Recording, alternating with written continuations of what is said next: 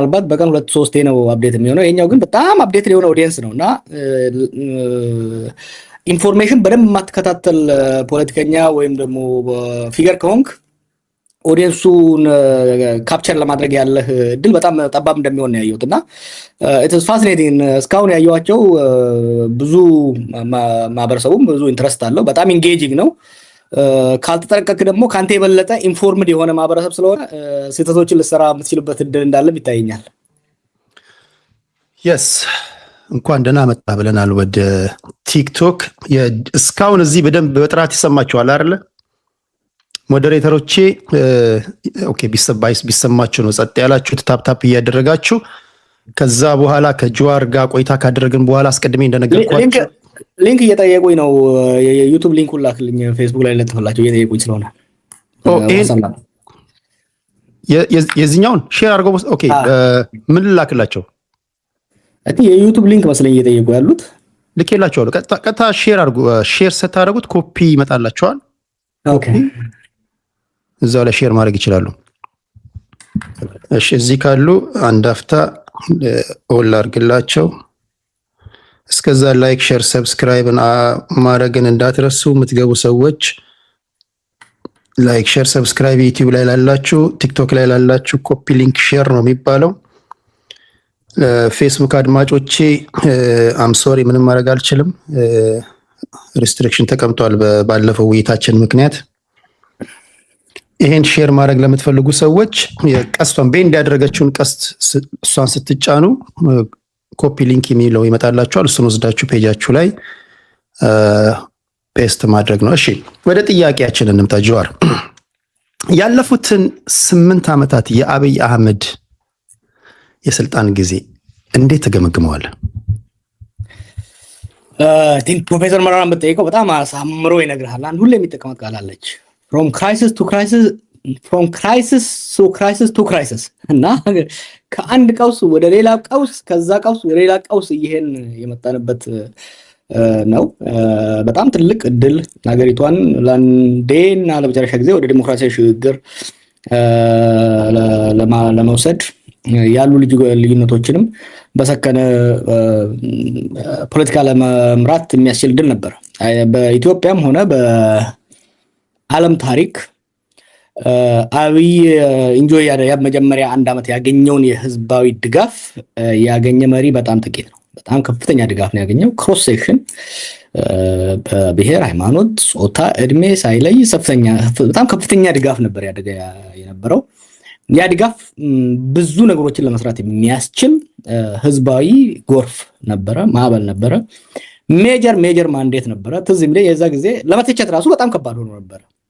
ለመተቸት ራሱ ትዝ ካለህ እኔ እሱ አይሆንም ያልኩ ጊዜ ሽማግሌዎች ተሰብስበው ቤቴን የመጡት እና በጣም ከባድ ነበር እና በጣም ትልቅ አጋጣሚ ነው። ያን አጋጣሚ በአግባቡ መጠቀም ባለመቻላችን ወደ ቀውስ ገባን። ከአንዱ ቀውስ ወጣን ስንል ወደ ሌላ ቀውስ፣ ከአንዱ ስንወጣ ወደ ሌላ ቀውስ የሄድንበት ነው። ለዛ ነው ፕሮፌሰሩ አሳምሮ መረራ በጥቂት ቃላቶች ሰፋ ያለ ሀሳብ የመሰብሰብ ችሎታ አለውና ያ የሱ ቃል ነው አይ ቲንክ ይሄን ዲስክራይብ ለማድረግ የሚረዳው። ብዙ ጊዜ እላቸዋለሁ አብዛኞቹ እኔ እንኳን ማውቃቸው አብዛኞቹ ዛሬ የሚቃወሙት ያኔ የኦሮሞ ኤሊቶች እናንተ በምትቃወሙት ሰዓት የተቻችሁ ነበር። ፐብሊክ ሪካርድ ነው፣ ምንም የትላንት የከሰዓት በኋላ ታሪካችን ነውና ነገሮች የተገለባበጡ እዚህ መተን ነው። እሺ መልካም። ህዝባዊ ወያኔ ሓርነት ትግራይ አብይ አህመድ እንደ ኃይለማርያም ደሳለኝ የሚሆን መስሏቸው ስልጣን ለቀቁለት እንጂ እንዳሁኑ ቢሆን ኖሮ ስልጣን የመልቀቅ ቀርቶ አይደለም እስከ መጨረሻው ደም ጠብታ ድረስ ፋይት ያደረጉት ነበር የሚሉ ወገኖች አሉ። ምን ትላለህ? እንዳሁኑ ይሆናል ብለው ቢያስቡ ኖሮ እስከ መጨረሻው ይዋጉት ነበር። ነገር ግን ብዙ ነገር በእነሱ ቁጥጥር ስር አልነበረም። ሁለት ነገር ማስቀመጥ ያስፈልጋል። አንደኛ በድርድር ነው የለቀቁት። ሰው የኛ ወገን እንደሚለው ሙሉ በሙሉ ተሸንፈው አይደለም። ባንኩም ታንኩም በእጃቸው እያለ ነው የለቀቁት። የነበረው ስትራቴጂ ለ2 ዓመት ኦልሞስት 3 ዓመት ነው ከጀርባ ስንደራደር የነበረውና የኛም ስትራቴጂ ምን ነበረ? እጅ የመጠምዘዝ እንጂ እጅ የመስበር አልነበረ። ጫና በስትሪት አክሽን በኢንተርናል ሳቦቴጅ ጫና የማድረግ በዚህ ከቀጠለ ለእኛም ለእናንተም አይጠቅምም የሚል ሜሴጅ ነበር ስናሳይ ነበረውና የለቀቁት የሙጥኝ ብለው የሚሄዱ ከሆነ የባሰ ይመጣል የሚል ካልኩሌሽን ውስጥ ነው የገቡት። መለስ ከሞተ በኋላ ህወሓትና ኢህአዴግ ወደ ቀውስ ነው የገቡት። ኢኮኖሚው እየተሽቆለቆለ ነው የሄደው። የተለያዩ አውራ ሴንተርስ ኦፍ ፓወር ምንለው ኢመርጅ አደረገ። መከላከያ ላይ፣ ደህንነት ላይ፣ ፓርቲው ላይ አውራ አጣ። ኢህአዴግ አውራ ፓርቲ ነው አይደል የሚባለው? የኢህአዴግ አውራ ደግሞ መለስ ነበረ። ሌሎች አውራዎች አሉ። አባዱላ እዚህ ጋር አለ፣ በረከት እዚህ ጋር አለ፣ አዲስ አበባ አለ፣ አባይ አለ። መለስ was one among equals እና ኢንስቲቱሽናላይዝድ የሆነ ኦሊጋርኪክ ዲክቴተርሽፕ ነበር የነበረው። መለስ ሲሄድ ያንን ባላንስ የሚያደርግ አንድ ነገር ጀምሮ ሳይጨርሰው ነው የሄደው። አየህ፣ ይሄ መተካካት የሚለው ነገር ትዝ ይልሃል? እነ ኃይለማርያም እነ ሙክታርን ሲያመጣ ሁለት ስህተት ፈጠረ። አንዱ ዘገየ፣ you should have started early። ሁለተኛ ፒክ ያደረጋቸው ሰዎች እሱ ከጀርባ ያው ምን ያህል እንደምንቆይ አናውቅም። ለዚህ ላይ አሁን መለስ መተቸት ከባድ ነው። ምን ያህል እንደምንቆይ አናውቅም። አሲዩም ማድረጋቸው እነ ሊኳን ዩ ሲንጋፖር ላይ አይቶ ይሆናል። ሌሎች እነዚህ ስልጣን ለቀው ከጀርባ ግን ሊኳን ዩ ለምሳሌ ስልጣን ለቆ ለ20 ዓመት ሲኒየር ሚኒስተር ተብሎ ሲመራ ነበረ። ምን ጋይድ ያደርጋል እንደ ዴይ ቱ ዴይ አክቲቪቲን እንኳን ባይመራ ጋይድ ያደርግ ነበር። አይ ቲንክ መለስ ያን ኢንቪዥን አድርጓል። ግን ያው ፈጣሪ ቀደመው። ከዛ በኋላ የነበረው አውራ ያጣ የአውራዎች ፓርቲ ሆነና ኢመርጅ አደረጉ። እነዚህ እርስ በርስ መፎካከር፣ እርስ በርስ መጠላለፍ ጀመሩ። እኛ ደግሞ ያንን ኢፌክቲቭሊ ኤክስፕሎይት አደረግነው እና ህወሓቶች እነኛ አብይን አልገመቱም። ለኦህዴድ መስጠት ግን የነሱ ውሳኔ ነበረ። ለኦህዴድ መስጠት ፈልገዋል። አብይ ክስተት ነበረ፣ ለእኛም ለእነሱም ኢንሲደንታል ክስተት ስለነበረ ለሱ አልተዘጋጁም። እነሱ የተዘጋጁት ወይ አባዱላ ይሆናል ወይ ለማ ይሆናል ወይ ወርቅነህ ይሆናል። በዚህ ላይ ነው ካልኩሌሽናቸው። የእኛም እንደዛ ነው። በነገራችን ላይ አብይ ሲመጣ እኛም ላቢ ሬዲ አልነበርንም፣ እነሱም ላቢ ሬዲ አልነበሩም። ይሄ የደረሰባቸው አደጋ እንደሚደርስ ቢገምቱ ኖሮ እስከ መጨረሻው ይታገላሉ። አንድ አርቲክል ጽፌ ነበረ ያኔ አቮይዲንግ ሲሪያ ኢን ሊቢያ ሌሰን ፎር ኢትዮጵያ የሚል 2012 አካባቢ የአልዋይት ኤሊት የና አሳድ ፋሚሊ እስከ መጨረሻው ነው አገሪቷ እስክትደቅ ነው የታገለው። ቱ ጊቭ ክሬዲት ቲፒኤልኤፍ እስከዛ መታገል ይችል ነበረ፣ አላደረገውም፣ ለቀቀ። ከዛ በኋላ ነገሮች እየተበላሻሹ መጡ። የቀበሌ ሊቀመንበር መሆን በሚከብድበት ሀገር ላይ አብይ አህመድ ጠቅላይ ሚኒስትር ሆናለሁ ብሎ ጠቅላይ ሚኒስትር ሆነ።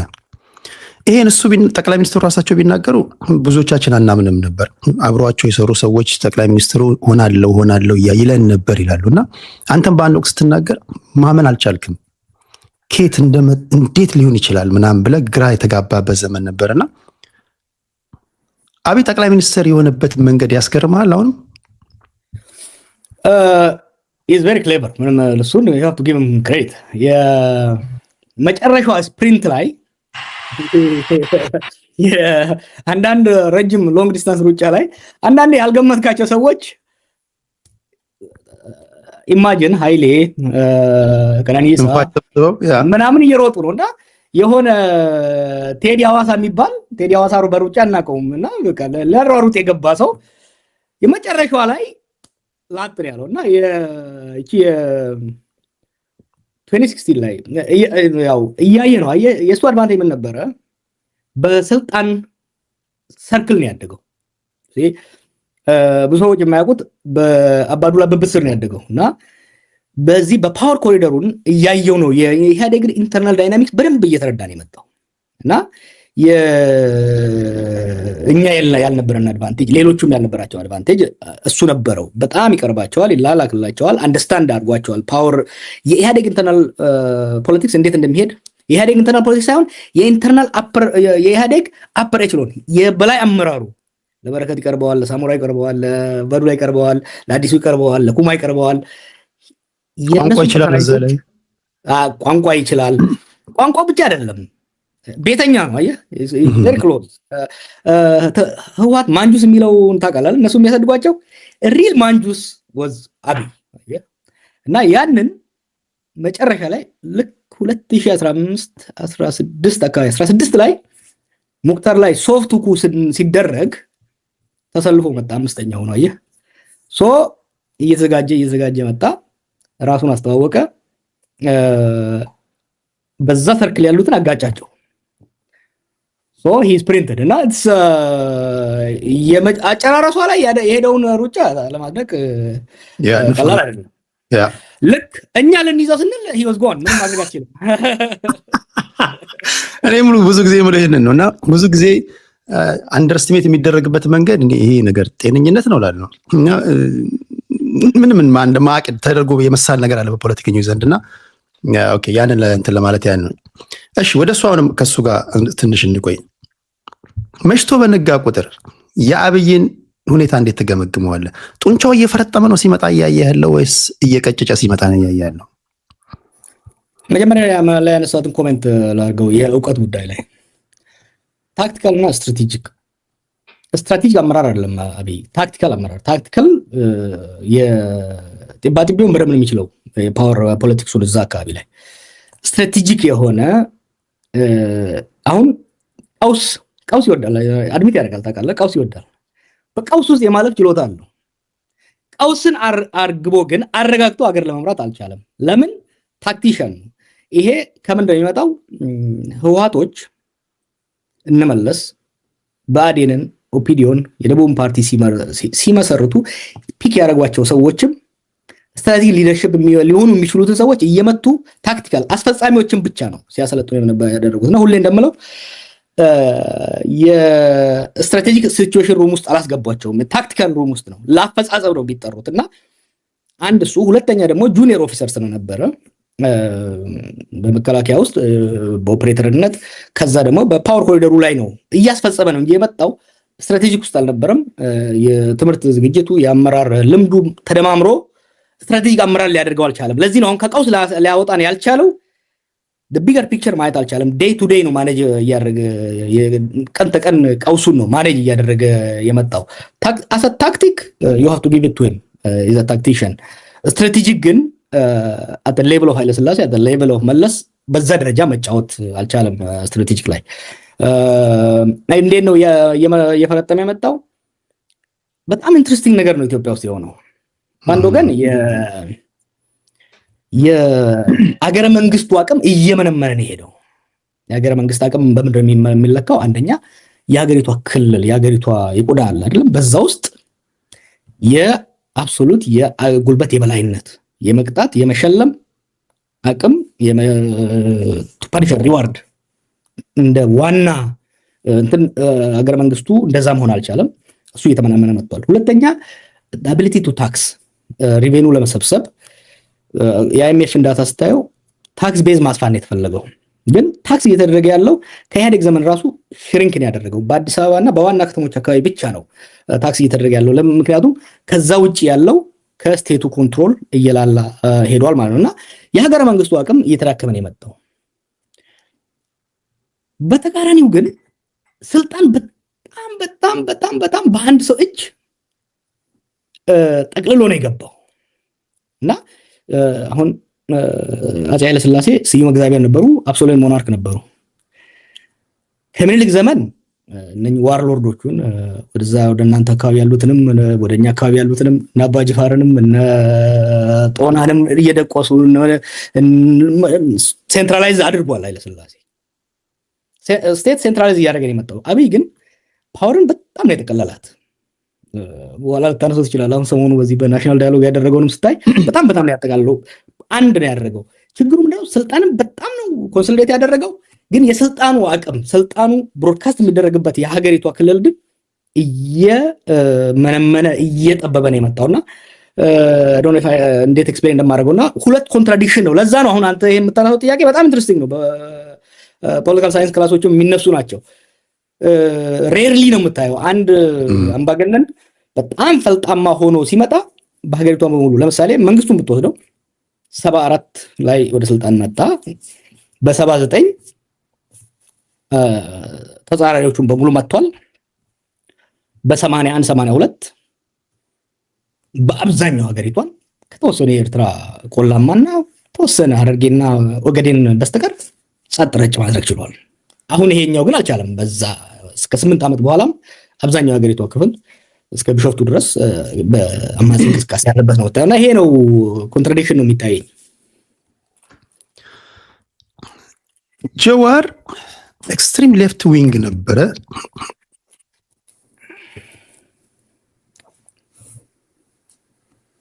ለሶስት ኦኬ መጥቻለሁ። ይሰማል አይደል? አዎ ይሰማል። ኤክስትሪም ሌፍት ዊንግ ወደ ሴንተር ሌፍት መታል። ይሄን ደግሞ ያደረገው ከዚህ ቀደም የሚጫወትበት በነበረው የመጫወቻ ሜዳ ልጫወት ቢል ምህዳሩ ስለጠበበ፣ በተለይ አሁን ጠቅላይ ሚኒስትሩ የሚያቀነቅናቸው ሀሳቦች አሉ።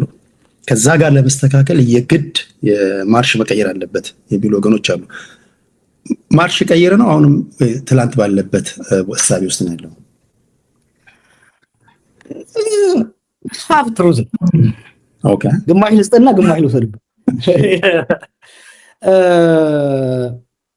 ኦፍ ኮርስ ፖለቲካ ስትጫወት ሜዳው በዛው አለመቅረትም ያስፈልጋል። ሜዳው የጋው ነው ያለው ብላ ኳስ ይዘህ እየሄድክ ከሆነ ወይ ደግሞ ኳስ ለመንጠቅ ካለ ሰውየው ያለበትን ድክመት ማየት መቻል አለበት። እሱ ወሳኝ ነው። እሱ ካልኩሌሽን አለ።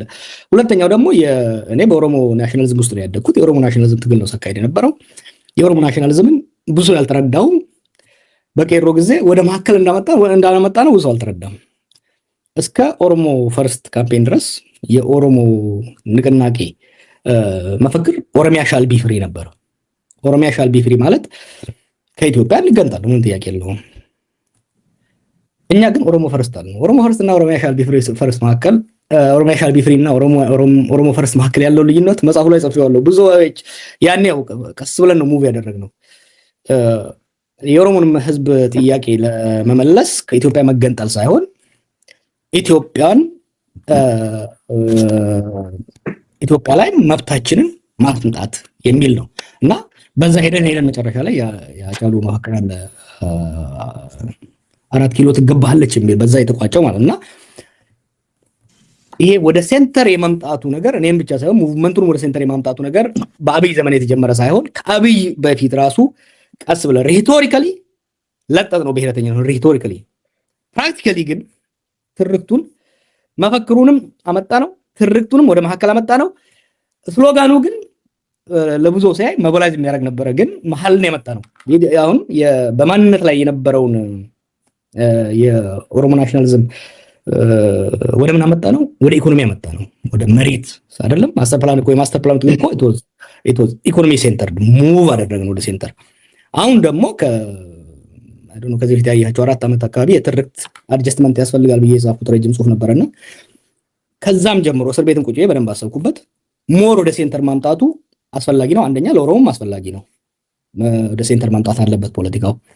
ለኢትዮጵያም ቢሆን በተለይ ጦርነቱ ምን አሳየኝ መሰለ፣ አንዳንዴ ከፖለቲካው ምህዳር ወጥተህ ስታየው የሚረዳ ነገር አለ። እስር ቤት ሆኜ ሳይ የነበረው ለማጠንጠን የረዳኝ ነገር ምንድን ነው? ብሔረተኝነት ኢትዮጵያ ውስጥ መለጠጥ ከሚችለው በላይ በቃ ሄዷል። ከእንግዲህ በኋላ በተለጥሰው ይበጥሳል። አክቹዋሊ ተበጥሷል ማለት ይችላል። ኢትዮጵያ ውስጥ አሁን ኢትኖ ናሽናሊዝም ሃዝ ሪችድ ኢትስ ሊሚት። ሰዎች መረጃት ያለባቸው ኢትኖ ናሽናሊዝም ከዚህ በላይ ሊሄድ አይችልም። ህዝቡ ሮማንቲሳይዝ ያደረገ የነበረው ሁለት ነገር በጣም ሮማንቲሳይዝ ያደረገ ነበር ኢትዮጵያ ውስጥ። አንዱ የትጥቅ ትግል ነው። ሁለተኛው ብሔረተኝነትን በጣም ሮማንቲሳይዝ ያደረገ ነበር። ትግራዋይነት፣ ኦሮሞነት፣ አማራነት ሄዱና አይ ቲንክ ሐዋሳንና ትዝ ይልሃል የሲዳማ ናሽናሊዝም። አሁን የሲዳማ ናሽናሊዝም ረግቧል እኮ። ለምን መሰለህ የረገበው? በክልልነት ላይ ያነጣጠረ ብሔረተኝነት ነበረ። ክልልነት ካገኘ በኋላ ኦኬ ክልልነት አገኘው፣ ኑሮ የተለወጠ ወይ ክልል ሆንኩ፣ ከነኛ ከተነጠልኩ ኑሮ የተሻለው ይሽሏል ወይ የሚል ጥያቄ እና አሁን የሲዳማ የምትወስደው ኢንተርናል ክሪቲሲዝም ላይ ገብቷል እና የኦሮሞም አሁን ድሮ የሌላ ገዛዝ ምናምን የሚለው አሁን ቀረና እንዴ ለካ ችግሩ የሌሎች ብቻ አይደለም፣ ከኛም ውስጥ ዘራፊ፣ ቀማኛ፣ ጨቋኝ ይወጣሉ የሚል አምጥቷል እና ብሔረተኝነት ሊሚት የትግራይ ናሽናሊዝም ወሰደው። ለምሳሌ የትግራይ ናሽናሊዝም በጣም በኢትዮጵያ ውስጥ ፋሲኔቲንግ እና በጣም ፓወርፉል። በነገራችን ላይ አሁን ሰዎች እንደሚያጠሉት አይደለም። ህወሓትና ሻዕቢያ በአፍሪካ ከወጡ ሊበሬሽን ሙቭመንቶች ውስጥ ጠንካራውን ፖለቲኮ ሚሊተሪ ኦርጋናይዜሽን የገነቡት ከዚምባብዌዎችም የበለጠ ከሌሎችም የበለጠ በጣም ሶሊድ የሆነ ፋውንዴሽን ያላቸው ናቸው። የትግራይ ነው የምትወስደው፣ ያ በጣም ሶሊድ የሆነ አናሳም ከመሆኑ የተነሳ ኮሄሽኑ በጣም ጠንካራ የሆነው ናሽናሊዝሙ እንዳለ ሆኖ ግን ኢንተርናል ዲቤት ፈጥሮበታል፣ ፍራክቸር አድርጓል። ምንድን ነው ያመጣው? የኢትኖ ናሽናሊዝም መካረርና በዛ ላይ የሚሊተሪው መጋጨት፣ ሚሊተንሲና ኢትኖ ናሽናሊዝም ተካረረና እርስ በርሱ ተጋጭቶ ረገበ ማለት ነው።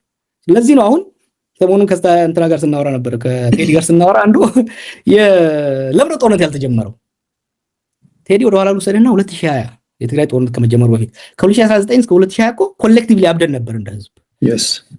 በለው ጣለው ቁረጠው ነበረ። ምክንያቱም ጦርነትን ለ30 ዓመት አላየናትም ነበር ኢትዮጵያ ውስጥ። ኢንፋክት ከአጼ ምኒልክ ጦርነት ወዲህ ኢትዮጵያ ህዝብ ጦርነት ያየው አሁን ነው ማለት እችላለሁ እኔ። ምክንያቱም ከዛ በፊት የነበሩ ጦርነቶች በኤርትራ ተራሮች፣ በባሌ እና በኦገዴን ቆላማ አካባቢ እንጂ የሀገሪቷ ሰፊ አካል ለጦርነት አልተጋለጠም። አሁን ባለፉት ከ2000 እስከ 2020 ድረስ ያላዩት ሀገር ይናፍቃል አይነት አይደለ? ጦርነት በጣም ናፍቆን ነበር። we gave it all በአጭር ጊዜ ውስጥ በሁለት ዓመት ውስጥ የ1 ሚሊዮን ሰው መሞት ብቻ ሳይሆን ጦርነት ጠግበን አስታወቀን፣ አቅለሸለሸው ህዝቡ። ላለፉት 6 ወራት የነበረውን ነገር ብትወስድ የትግራይ ሚዲያ በከፍተኛ ደረጃ የጦርነት ቅስቀሳ ያደርጋል። የአብይ ሚዲያ በከፍተኛ ደረጃ የጦርነት ቅስቀሳ ያደርጋል። ግን አንተ ከኔ የበለጠ ሚዲያ ላይ ታያለህ፣ ጦረኛን ታያለህ። በጣም ትንሽ ነው የምታየው፣ ሰው በጣም ጥቂት ናቸው። ህዝብ ውስጥ ሄደህ አዲስ አበባ ላይ መቀሌ ላይ ብታይ ጦርነት ማች መጣብን ውፍ የሚል እንጂ ጦርነት የሚሸሽ ወጣት እንጂ እንትን አታይም። የአብይም እነ ደብረጽዮንም አስገድዶ ወደ ጦርነት ሰው እያፈሱ ነው። 2020 ላይ ግን ሰው ፈልጎ ነው ሆብሎ የገባላቸው ማለት እና ኢትኖ ናሽናሊዝምም ሚሊተንሲም ሊሚቱን ሪች አድርጓል። እንደ ፖለቲከኛ ነጋዴ ነው፣ ሐሳብ አይደለም የሚሸጠው። ያንን ኦዲየንስ ማወቅ መቻል አለብኝ። እኔ ብቻ አይደለሁም፣ ማንኛውም ሰው ቢሆን ዛሬ ላይ ጦርነትን ለኢትዮጵያ ህዝብ መሸጥ አትችልም። 2019 ላይ እኛ ወደ ሰላም ስናወራ እኮ ሰው አይሰማንም ነበር፣ ምክንያቱም ገበያው የጦር ነበር። ኢትዮጵያ ውስጥ አሁን ያለው ደግሞ የፒስ ማርኬት ነው። ለዚህ ነው አሁን አብይ ራሱ ሞክሮ በባህር ሞከረው በምን ሞከረው ትቶ አሁን ተለሳልሶ ሞር ወደ ሰላም ወደ ዲያሎግ ወደ መናገር የሚመጣበት ገበያውን ስላላየ ነው። አስረዘምኩብህ፣ ግን የኔም ከዛ ካልኩሌሽን የመጣ ነው ማለት ያለው። ከዚህ ጋር በተያያዘ አንድ ወሳኝ ጥያቄ ላንሳልህ። አሁን ብሔርተኝነቱ እየረገበ መጥቷል ነው የሚል ድምዳሜ ላይ ደርሳል። የሚታየውም ነገር እንደዛ ነው ብላል። ከዛ ጋር በተያያዘ ግን የኦሮሞ ትግል ስኬቱን መታ ከምንልበት ዋነኛ መንገድ አንዱ አማራ እንዲል ማድረጋችን የሚል ንግግር አለ ባልሳሳት። ምን ማለት ነው እሱ? ያኔ ያልኩትና አንዱ የነበረው ያኔ ለድርድር ምንድን ነው የአማራ ፖለቲካ ኤሊቶች በኢትዮጵያ ነበር የሚሄዱት። ስለዚህ አሁን በእኛና በትግራይ መካከል መከራከር እና መደራደር በጣም ቀላል ነበረ፣ ልዩነት ቢኖርም። ምክንያቱም እንደ እንትን ነው የምትመጣው፣ እንደ አንድ ሰብ ነው የምትመጣው። ያኔ የአማራው ፖለቲካ ኤሊት ግልጽ የሆነ የአማራ ኢንትረስት እያራመደም በኢትዮጵያ ስለሚመጣ ኦኳርድ ያደረገው ለመደራደር በጣም አስቸጋሪ ሆነ። አማራ የበራሱን ፖለቲካ ኢንትረስት እኔ እንዳንተ ያሉ ኢትዮጵያኒስቶች አይኑሩ አይደለም እያልኩ ያለሁት።